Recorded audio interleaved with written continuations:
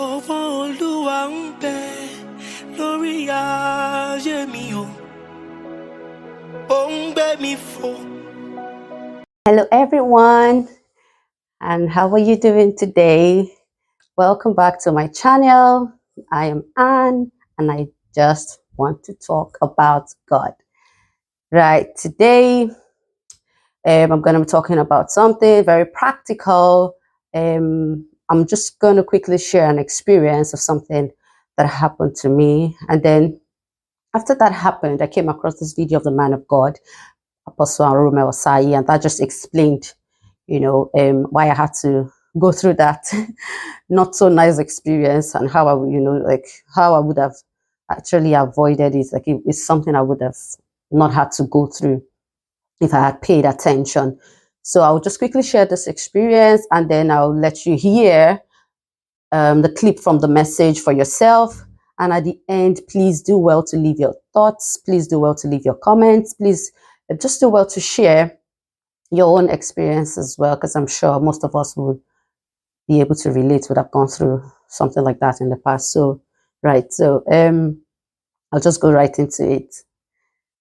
My biometric residence permit, it's a document that you get when you apply for a visa.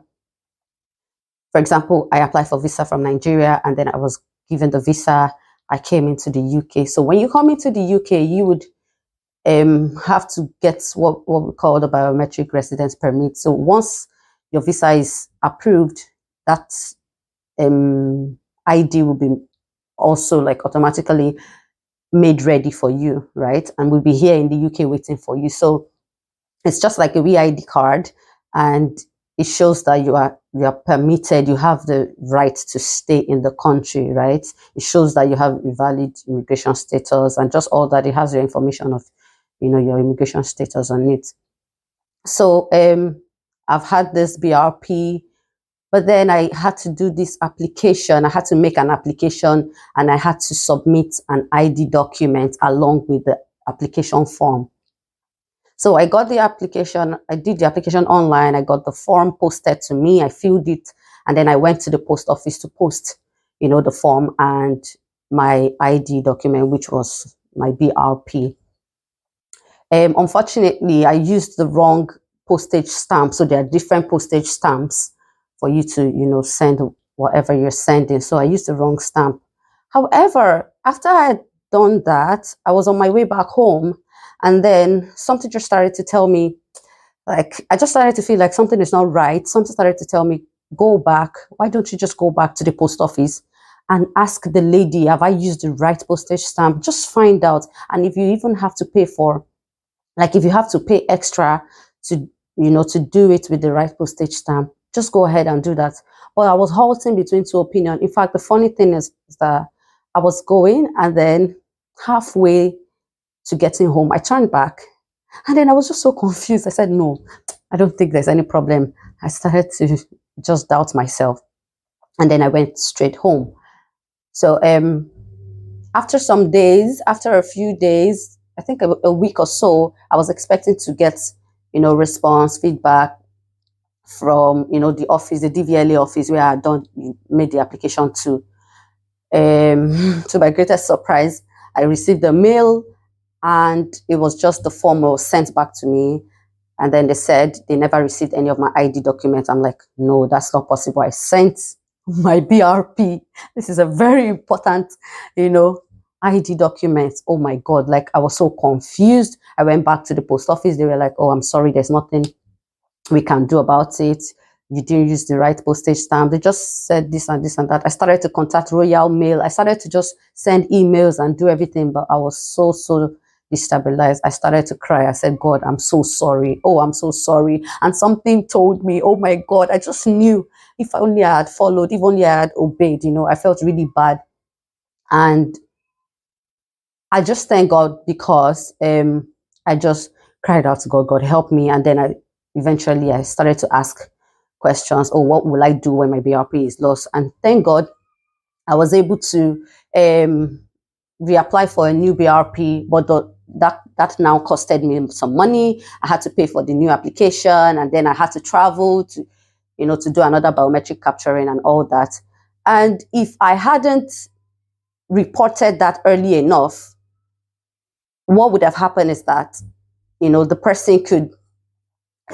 person stands the risk of being told to leave the UK if you don't report it early enough. And a fine of £1,000, that's a lot of money. Person would have, been asked to pay a fine of £1,000. But yes, I'll just let us listen to this message from Arome Osayi, talking about that sense of knowing. Sometimes just that little, oh, I knew it, could save the day. Could save us a lot of trouble. And like he said in his words, he said it's just that little knowing can just be that line between life and death. I trust that God is going to help us and just give us the grace. Just help us to be sensitive and trust enough. Right. Enjoy listening to this and let me know your thoughts at the end. God bless you.